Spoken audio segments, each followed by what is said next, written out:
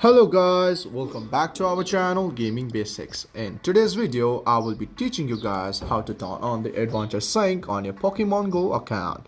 So at first, just open your phone, and as you open your phone, open the Pokemon Go app from wherever it is located. And as you open your Pokemon Go app, it takes a while to load, so all you have to do is just wait until it loads. And guys, as it loads, you're in the space as I am. So just stay at the space and look at the bottom middle for that Pokeball and just select that. And as you select it, go for the option settings and click on general. And as you click it, you can see the adventure sync right here. So the adventure sync helps you to track distance and location while the game is closed. So all you have to do is just click on here and turn it on. And also you have to go to your setting and press the option allow all the time, and as you do that, just go back to the game. So guys, that's how you turn on the adventure sync on your Pokemon Go account.